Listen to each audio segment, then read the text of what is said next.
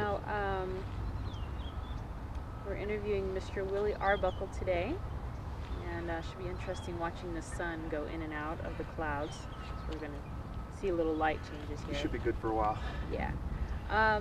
Mr. Arbuckle, tell me a little bit about your parents. What are your parents' names and where were they from? My dad's name is O-N-A, Virgil Arbuckle. He's from, as far as I know, Oklahoma. And my mother is Emma Jean Jackson Arbuckle, and she's born in Oklahoma also. And they spent time in Texas also, between the two states. And where did they meet at? I believe a place called Paul's Valley, Oklahoma. And Paul's Valley was, there was an Indian fellow named Paul, and I guess he had a lot of land around there, so they call it Paul's Valley. This is around Wynnewood and Oklahoma. And do you know what year your parents were married? 1924, I believe. And so you said you were born in 1932, is that Yes. correct? Mm-hmm. And where were you born at? A little place called Hennessy, Oklahoma. It's up toward Enid. And where are you at in the birth order? I'm my mother's fourth child, and my dad's seventh child. Okay. He was married before, if you want to use that, I'm not sure. Mm-hmm. That's okay. So when your parents got married, there's 3 kids that came along? No, they stayed with my dad's ex-wife. Okay. Mm-hmm. Just wanted to get a sense of the size of your family Yeah. overall. And they were all girls. Mm-hmm. Okay. Now, what was it that brought your parents to the Chandler area, and what year did they come? Well, they came in 1937, so my mom says, and they came out for pick cotton and do farm work. And also my oldest brother had asthma, and they brought him out here for that too. And he overcame it. But it's a combination of my brother's asthma and just to do agricultural work. Now, I'm not sure they plan to stay here, but they did. And there's an old saying among cotton picking people, and it goes like this, you know, when you pick cotton, all you wind up with is your last drag, which is your last sack of cotton, and that's all you wind up with, you know. Now, did they have, were they recruited, or what was it that actually brought them to the Chandler area specifically? Well, there used to be farmers here, white farmers, and they would go down in that area, Oklahoma and Texas, and actually haul people back out here to work for them. I don't know how they found out about each other, but they do that. And I've been told that sometimes the farmers here would go down armed, because some of those plantations or some of those farms, I guess they literally had to, sneak people out and get them off and bring them out here. We came out to the farm of E.M. Goodson. His farm was located on the southeast corner of what's now Mesa Drive and I guess McQueen and Chandler Heights Road. It's no longer there. Well, the land's there, but I'm not sure who owns it now. So you were about 5 at that time? I was just under 5. We came out here, I think, January 1937, and I was 5 in April. Now, what are some of your early memories of being in the Chandler area on that farm? Well, just the farm work, and my dad worked for different farmers while I was growing up, and as soon as we got old enough to work, we'd have to go to the farms too, to the fields and pick cotton and chop cotton. I just remember the farmland, and my dad irrigated and worked in watermelon crops and that type of thing. So my earliest memories of the Chandler area is just a lot of farm work, a lot of fields. We didn't live right in Chandler initially. We lived out on farms, and that was Dave Hadley. My dad worked for him.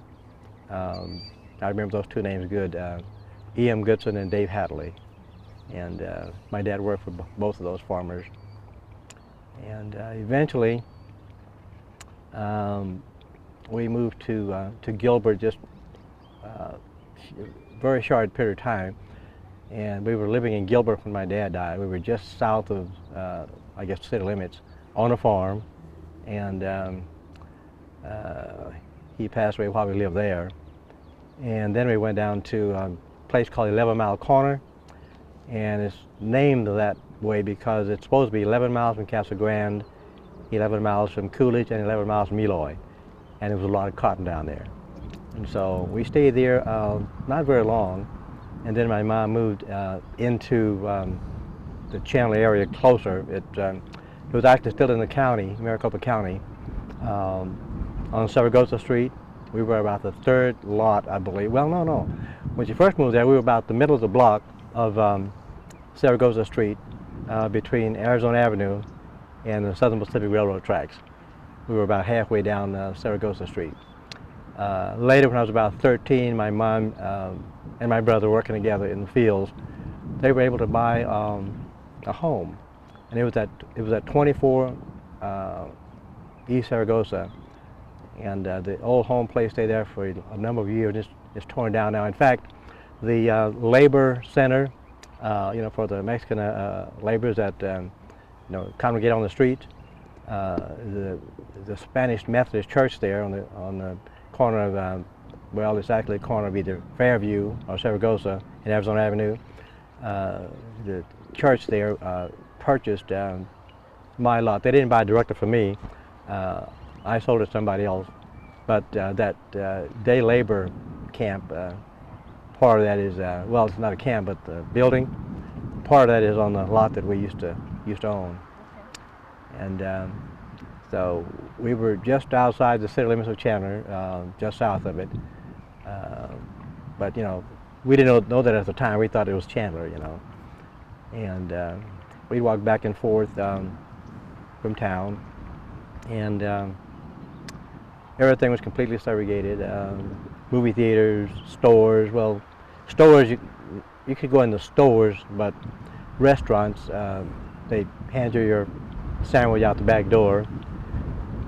You have a pharmacy drugstore on the corner of Arizona Avenue, and I guess that's Boston, right down there in town. You could go into the drugstore, but they would serve you your ice cream cone or your soda, soft drink. Then you go outside, and eat it. So, but it was, that's just the way it was. We didn't know anything different. But that's my earliest recollections of Chandler, and then we moved into the neighborhood, as I said, on East Saragossa, and believe it or not, it was called a Mexican town because people lived there were Mexicans, and then the blacks started coming in. Of course, in those days we were colored people, and Negroes, colored people, and just whatever, and those were the good names. And we didn't get along with the Mexican children too well, only because we didn't know each other. We just moved there, and I'm not sure. I guess kids being kids, we'd go to the store. There was a Mexican family, Joaquin Escondón and his family. They ran a small neighborhood grocery store. And that's where my mom would do her grocery shopping on credit and pay up, I guess, each week after picking cotton. But we'd walk to the store, and the Mexican kids would chase us back home, but after we got to know each other, that all smoothed out, and we all got to be friends. So. Okay. Now, how old were you when your father passed away? I was 8 years old. Mm-hmm. And why did he pass away? Well, he was working, I think irrigating a watermelon field, if I remember correctly, and he apparently ate some watermelon that had poison in it. Years ago, they used to, put out pesticides and things like that for, I guess, insects. And if a watermelon would have a crack in it, some of this poison could seep inside of it. And it's my understanding that this is what happened to him. Arsenic and mercury was the poison that were in the watermelon, and he was strong and healthy as far as I know, but it took only 3 days to kill him. It's really sad. Yeah, it must have been kind of traumatic for you. You were so young. Well, at that age, I guess it really didn't register. I knew he was dead, but it didn't affect me, I suppose, as much as it would have if I'd been older. But it was a rough time for my mom, but she kept all 5 of us together. There was actually 10 of us born. My mom and dad had 10 of us, but only 5 survived, and it was 3 daughters and 2 daughters and 3 sons, and she kept us together. Now, you talked a little bit about segregation in Chandler and how that affected you. Tell me about how it was that you came to attend the Goodyear School. Well, when I was old enough for school, of course we couldn't go to Chandler, so we were transported over to an all-black elementary school in northeast Mesa, the Booker T. Washington Elementary School. And there was an old black gentleman that had an old-fashioned school bus, and he was paid to come over to Chandler, farms and countryside around, and pick up all the black children and drive us through Chandler over to this school in Mesa. So I went there until I was in the 4th grade, and I'm not sure why we couldn't go there anymore, but then the old Goodyear School was here.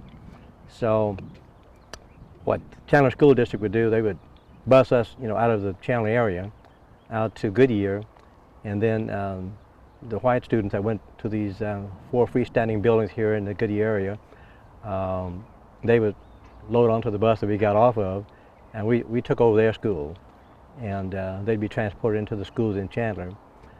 And I remember 2 teachers. My teacher was Mrs. Roby Perdue and Mrs. Cannon, and these 2 teachers taught multiple grades. They'd have, maybe I was in the 4th grade at that time, but they'd be teaching more than the 4th grade. All the students in the same room, but teaching the same thing. And they had four freestanding buildings, and I don't remember if the teachers, kind of went back and forth between the buildings or what, but I remember just 2 teachers being here at that time. And when I graduated out of the 8th grade, interestingly enough, I might back up here a minute. Where I lived in Chandler on East Saragossa Street, 24 East Saragossa Street, diagonal across the street from where I lived on Saragossa, there was an elementary school, the old Wynn School. The Salvation Army, I think, occupies it now. Well, I couldn't walk across the street to school, and but when I got out of the 8th grade, graduated from 8th grade, of course we couldn't go to any of the schools in Chandler. So Chandler School District would purchase a 2-week supply of specially designed bus tickets, and there used to be an old public bus line called Sun Valley Bus Line, and we would be transported by the public conveyance over to the all-black high school in Phoenix, Carver High School, George Washington Carver High School. It's on Grand Street, I think, between 3rd Street and 5th Street. And we went there for my freshman and sophomore years. That was 1947 to 1949. And then, I'm not sure why again, but we were no longer allowed to come from the Chandler School District into the Phoenix School District. to go to high school. So at that time in 1949, when I was a junior, I always like to say that Chandler either had to build a high school for 4 students or integrate us, because there were just 4 of us, myself, my sister just younger than I am, Robert Turner, one of my best friends, and his sister, Artie Mae Turner. The 4 of us were the first 4 black students to go to Chandler High School. Now I have a cousin, first cousin, her name is Ernestine Jackson Johnson. And, she says she was there too, but I don't remember that. I remember just the 4 of us, and then she might have come the year after, but she thinks she was in on the original integration. I don't know, but I know it was just 4 of us, and it went off, in my view, without a hitch. Of course, as I've said before, when you put 4 students, in a sea of children, we all almost disappeared. No one bothered us. They didn't pick on us. We were no threat. 4 students don't threaten anybody, and we just went back and forth to class and behaved normally. And we see the students on the streets on Saturdays. They didn't talk to us. We didn't talk to them. And each day when school was out, they'd go back to their neighborhoods, and we'd come back to Southeast Chandler. And there was, so in a sense we were, still segregated, just going to school together. We didn't make any friends. Again, I don't know why we didn't make any friends. I think we probably could have, but we didn't. But in 1951 was the year I graduated, so Robert Turner and I were the first 2 blacks to graduate from Chandler High School. And we both graduated with distinction. We weren't valedictorian, but we did graduate with distinction, so we did pretty good. That's great. Okay, well, think back to 4th grade, 4th, 5th grade, your first years at the Goodyear School. Mm-hmm. Tell me about some of the memories that stand out most in your mind about the Goodyear School. Well, I think the thing that, I remember, being transported out here, that's a clear memory. The schools were just 4 freestanding buildings, but what I remember most is, just how much fun we had just playing out here in the country. The bathrooms were all outside, all the way across the campus against the fence, and so I remember that very clearly, and playing games, softball, and just enjoying the great outdoors, the country, and again, I've been in segregated schools all my life until Chandler High School, and I didn't know anything different, so it wasn't, to me, it wasn't anything strange or unusual. Just the way it was. But one of the things we did, which was probably maybe silly and not too much like a gentleman should do, we used to chase the girls, and we chased them, and to escape, they head for the girls' bathroom, all the way across the campus. And some of those girls were fast. I mean, there were some we couldn't even catch, and but that was a fun time. And of course, I think the teachers were really fantastic teachers, Mrs. Perdue and Mrs. Cannon. I really think I got, a pretty good elementary school education out here. Maybe some of the students here didn't feel that way, but I have a cousin that attended integrated schools in California, and she was affected by atmosphere here at Goodyear, but that's all I knew, so I wasn't affected by it, and I think I got a pretty good education, and did well in Chandler High School also. But it was just, this place here, Goodyear School, was just, I think, a fun place to be. And it's in the countryside and wide open spaces. And I thought it was a pretty big campus, but it really wasn't. But I thought it was pretty big during that time. And I remember going across the street at noon to the old Bash's market over there, and the thing I remember most about it is just the old telephone on the wall. You had to take the hook off of the holder and put the thing up to your ear. Old-fashioned telephone. I remember that quite well. And but it was really a good experience, I think. So the whole time that you were there from 4th to 8th grade, you just had the 2 teachers at the school? That's all I remember. Now, I'm sure others came, but I remember those 2 distinctly. And if someone else, Mrs. Carr, I think, Lena Carr, I think used to come out and do substitute teaching. Now, whether or not she actually became one of the full-time teachers, I don't remember that. But I remember Mrs. Perdue and Mrs. Cannon. But I think they did in my view, a real good job. And we had a white man who was a janitor, Mr. Hash, and he lived somewhere in this area. I don't know if his house is still standing, but somewhere east of the schools. It was a house that he lived in, and the minute the school bus got in and we unloaded and got on the school ground, you could almost count on Mr. Hash to come over. He just come up and he talk with us and visit with us and ask about the students, and if someone was absent, he'd ask about them, and he just really was funny to us, and just kind of looked out for us, because sometimes we'd get here before the teachers did, and he'd always come around and be there when the teachers got there. So, and we got to know his 2 daughters. They were little girls. We got to know them later on, and every once in a while, when there was a gathering in Chandler, sometimes I see one of the daughters that's still living, talk to her a little bit. That's good.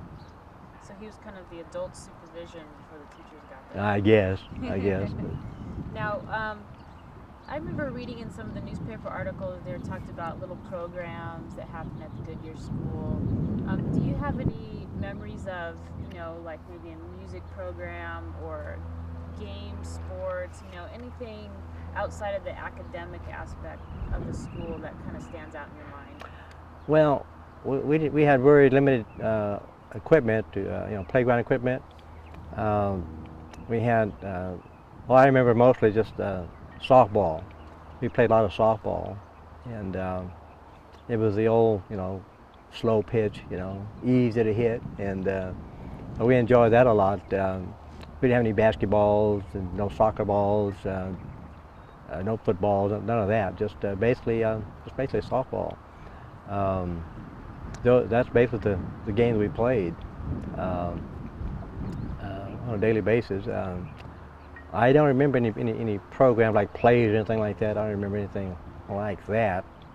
That might have came later after I left the school. I don't know.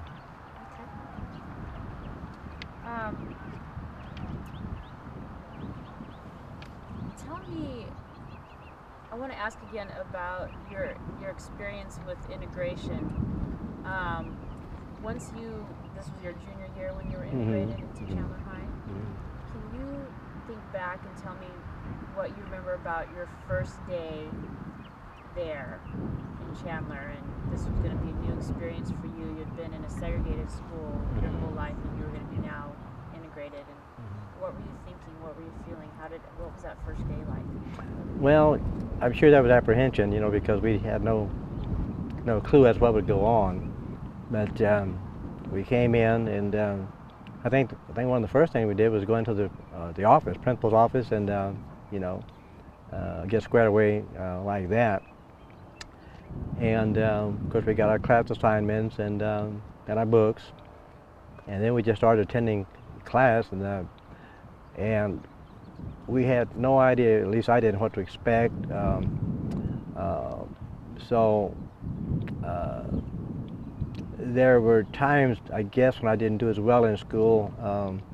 And I overcame that, but there was, I'm trying to think of the class. But anyhow, I wasn't doing too well in that, but the teacher talked to me and just snapped me out of that, and so then I started to function better. But it was such a different, surrounding, such a different atmosphere. I guess the importance of school, while it wasn't lost on me, there was so much other stuff, to contend with, just being in a different environment. Until I guess I didn't study as much as I should have initially. As I said, I soon got over that though, because as I said, no one picked on us, no one bothered us. We just go back and forth to class, and so eventually, it didn't take long. We just became more accustomed to being, on the campus with the white children. The most interaction I guess we had was during PE. Because we ran and played together there. And for some reason, the students thought that black kids were really fast, and they couldn't compete with us in a foot race, And one of the coaches, I don't remember the name of the fellow, but he was supposed to have said that blacks are so fast because our ankles are made a little different from white people. But that was totally false. I don't know where he got that information, but I know that there was kids that were faster than I was, white students in PE.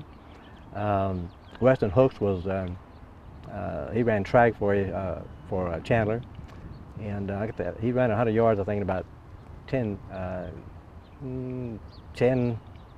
don't know if it was 10.3 seconds or 10 point something, but he was a track star at Chandler High School. I didn't even go out for track, I didn't think I was that fast. But we did have a good time in PE, running around and playing with the other kids, and having foot races, and whenever one of the guys would beat me in a foot race, in a race, I beat Willie, I outran Willie, that was a big deal to him, but it wasn't me because I wasn't that fast anyhow. But